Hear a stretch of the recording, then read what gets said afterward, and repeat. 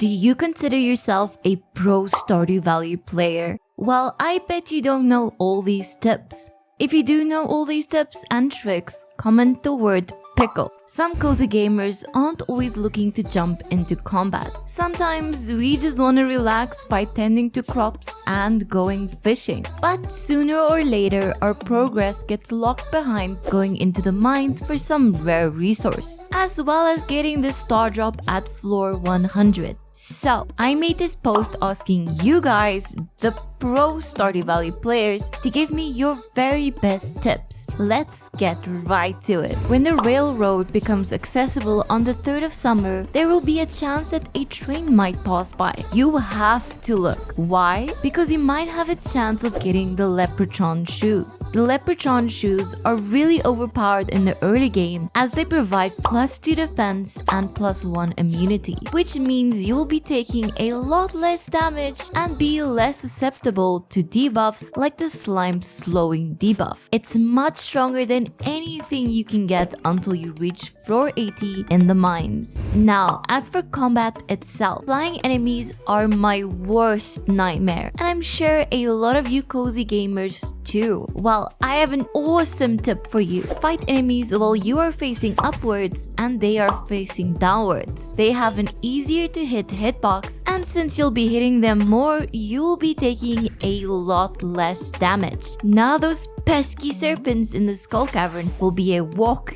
in the cake. I absolutely love the animals in the valley. Some people like having a few of each animal, while others like me build a rabbit's feet empire. Here are a few more tips for managing our favorite critters. I love making it look cute around our animal buildings. Decorating with fences is nice, but the very sad thing is that our fences deteriorate over time. What a waste of precious resources. But did you know you can use machines as fences? Machines like cheese or mayonnaise machines, furnaces, or even lightning rods. Plus, they never deteriorate. If you want to make it look even prettier, you can use ornamental hay bales as fences. This one is thanks to Caitlin King. When you finally upgrade a coop or barn to its fullest, you can actually use the building of that respective animal to place them in. So, if it's the beginning coop, you can already place some ducks or rabbits inside since you have unlocked them already. It doesn't even need to be fully upgraded. What a game changer. If you want to keep your pesky animals from eating your lost patch of grass, put a lightning rod on it. It keeps the grass from being eaten, and it's like an infinite amount of food for the animal. Take that, Mr. Cow. Slimes matter too. Trying to give water to your pet slimes can be a tedious and dangerous job, especially if they are late game slimes. Well, a lot of people still don't know that you can place a sprinkler next to their water bowl and that will automatically fill it up. Now you can just ignore them like all of your other animals. Befriending the villagers comes with a lot of gifts and recipes in the mail. Most of these rewards trigger once you've reached a certain amount of hearts with them. So here are a few tips to stock up on well-liked gifts a little easier as early as you can, and when you actually have some coffee bean seeds, which you can get from dust sprites in the mines or buy from the traveling cart lady. Most of the villagers enjoy it besides the 2 kiddos, of course. So while you're zooming through town on your 3rd cup of coffee, you can easily gift it to the villagers on your way. Another great gift to give to most villagers is sashimi, and it's really easy to get too. Just befriend our beloved hobo Linus and he will randomly send you the recipe through the mail. And another point to sashimi is it's really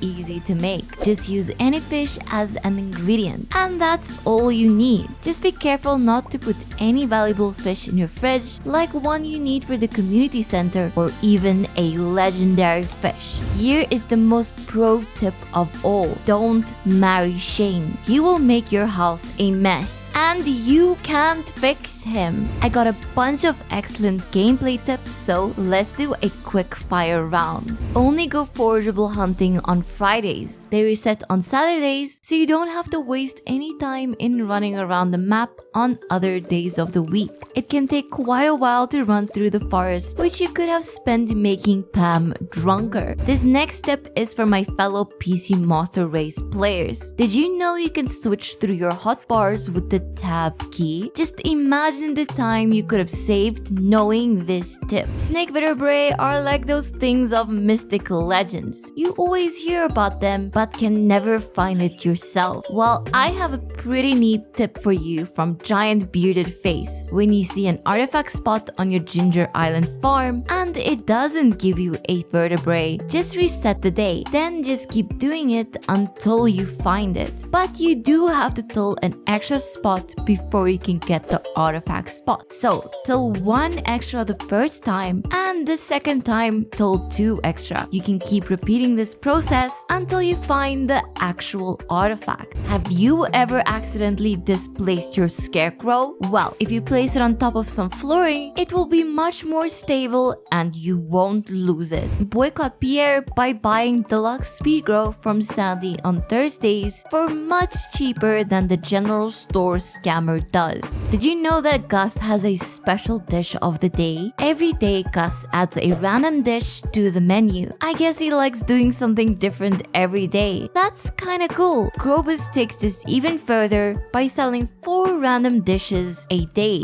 Break the monotony with Gus or embrace the chaos with Krobus. Now this is maybe the most underrated tip on this list. Pretty much the only way to upgrade your watering can without losing a day's watering is to do it when it rains. But beware, be sure to check the weather channel because if it rains the day before a festival, you will not be able to collect your watering can from Clint the next day. If you're tired of waiting for Clint to open and close in the late game, here is a great tip. Build a bunch of deconstructors, stock them up with some tackles, and watch the bars roll in. Treasure Hunter tackle gives gold and spinner tackle gives iron. Cheaper than Clint, easier than furnaces. Have you ever found that you need an extra silo to stock up for winter? Or just don't want hay to go to waste? So you can actually move your hay from a silo to your inventory. This way you can convert more grass to hay. This is especially useful when you're looking to clear your entire farm as early as possible, or even save yourself the cost of building another silo. And last but not least, always keep in mind to have fun and don't overwork yourself or your farmer. If your daily routine becomes too much of a chore, change up your play style ASAP or try another game. Stardew Valley is such a massive, intricate game that I am still learning things about the game till this